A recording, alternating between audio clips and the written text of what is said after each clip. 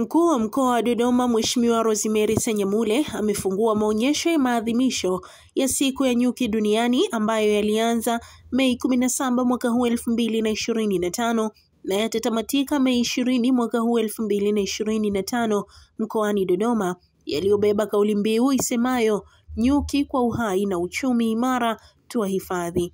RC Senyamule pia baada ya kuwasili katika viwanja vya maonyesho hayo Chinangali Park, aliweza kutembelea mabanda ya maonyesho ya nyuki yaliyopo katika viwanja hivyo ambapo ndipo maonyesho hayo yanafanyika, na aliambatana na mkuu wa wilaya ya Dodoma Mheshimiwa Jabir Sheikh Mweri. Katika ufunguzi wa maadhimisho hayo, RC Senyamule amesema mkoa wa Dodoma una zaidi ya mizinga ya nyuki 18,000 yenye uwezo wa kuzalisha asali lita 135,000 za asali.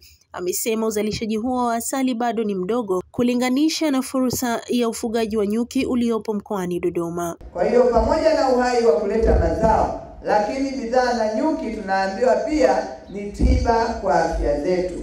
Lakini nimeshuhudia uchumi wa nyuki. Nimeona watu wakiuza asali ambapo wanapata kipato na inakuwa ni uchumi.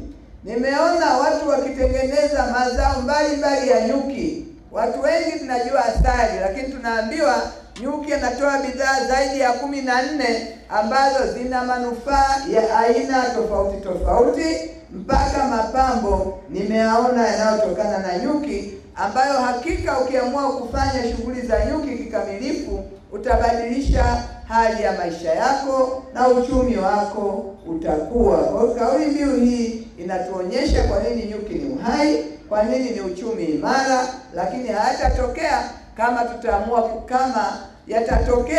tutaamua kujishughulisha na bidhaa za nyuki. Maadhimisho haya yanatoa fursa kwa wafugaji nyuki, wajasiriamali na wafanyabiashara wa mazao ya nyuki pamoja na wadau wengine wa sekta ya nyuki kukutana kwa lengo la kujengeana uwezo wa namna bora ya kuendeleza sekta ya nyuki katika nchi yetu. Na sisi tumebahatika pamoja na mkoa wa Dodoma siku ya leo. Mkoa wetu wa Dodoma una zaidi ya mizinga 18,000 ya nyuki yenye uwezo wa kuzalisha 135,000 za asali. Aidha, kiwango hiki bado ni kidogo sana ikilinganishwa na fursa ya ufugaji nyuki tulizonazo kwenye mkoa wetu ambapo zaidi ya hekta milioni 1.038 za misitu zimehifadhiwa na zinaweza kutumika kwenye shughuli za ufugaji nyuki. Pia shughuli za ufugaji nyuki zinaweza kufanyika katika maeneo ya kilimo na kuongeza uzalishaji wa mazao ya kilimo kupitia huduma ya uchavushaji.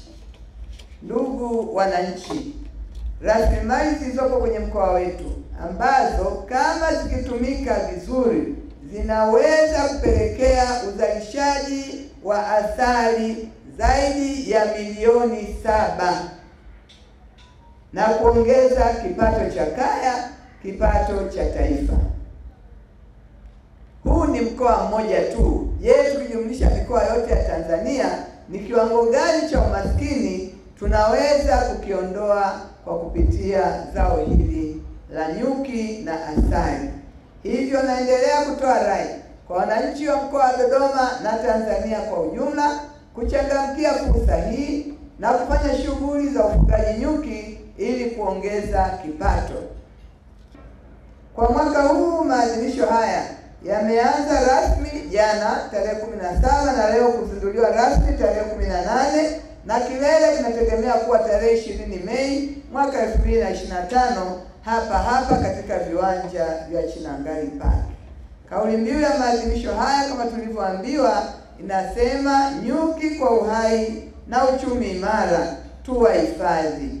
Hapo Mandia 2027 Tanzania ipo tayari. Kauli mbiu hii inatukumbusha mchango wa mdudu nyuki, tumeambiwa tuite kiumbe nyuki, katika afya zetu kutokana na matumizi ya mazao mengi anayoyazalisha pamoja na kujipatia kipato kupitia mazao haya.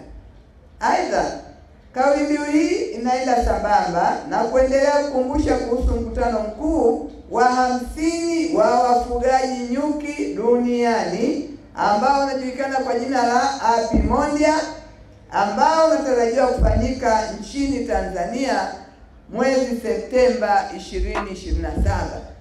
Tunajivunia maendeleo ya sekta ya nyuki katika mkoa wetu. Hatuna budi kutafakari kuhusu uendelevu wa sekta hii kimkoa na kitaifa kwa ujumla. Sekta ya nyuki inakabiliwa na changamoto ambazo zinatishia uendelevu na hivyo kuhatarisha upatikanaji wa mazao ya nyuki kwa siku zijazo. Miongoni mwa changamoto hizo zinazotishia ukuaji wa sekta hii ni pamoja na haya yafuatayo. Kwanza, matumizi ya dawa za kuua wadudu kwenye kilimo zisizozingatia viwango. Mtu anaambiwa kwenye nyanya puliza nusu lita, anasema ili wadudu wafe haraka ngoja nipulize lita 1. Pale unapoteza. Nyuki akija pale haitaharibu nyanya tu, ile dawa uliyopuliza nyingi itaharibu pamoja na nyuki. Akija pale naye atakufa. Kwa hiyo tuzingatie maelekezo tunayopewa. Lakini swala la usomaji misitu nalo linafanya nyuki wanakimbia na kuhama toka eneo moja kwenda jingine, na wakati fulani linapelekea hata kuwapoteza kabisa kama wataungua na moto huo. Kubadilisha maeneo ya ardhi ya misitu kwa matumizi mengine, na hili ni jambo ambalo linaendelea kuibukia kwa kasi kubwa. Kila mahali watu wanatamani hata wamegewe msitu, tujenge nyumba, tutoe msitu, tuweke shughuli nyingine za kibinadamu. Mungu alipoumba mambo haya na matumizi na kila mtu apewe haki yake, alikuwa anajua jinsi ambavyo tumetegemeana. Kwa hiyo nitoe shime ulinzi wa maeneo ya hifadhi ya ardhi ya misitu uendelee kuzingatiwa ili tuendelee kuulinda viumbe hai ikiwemo viumbe hawa nyuki ambao tumeona manufaa makubwa ya uwepo wao. Mheshimiwa mgeni rasmi, mwaka 2017 Baraza Kuu la Umoja wa Mataifa lilipitisha azimio kuwa tarehe 20 Mei ya kila mwaka ni siku ya nyuki duniani, na kuzitaka nchi zote wanachama kuhakikisha ya kwamba zinasherehekea siku hii kwa kuzingatia mazingira yake.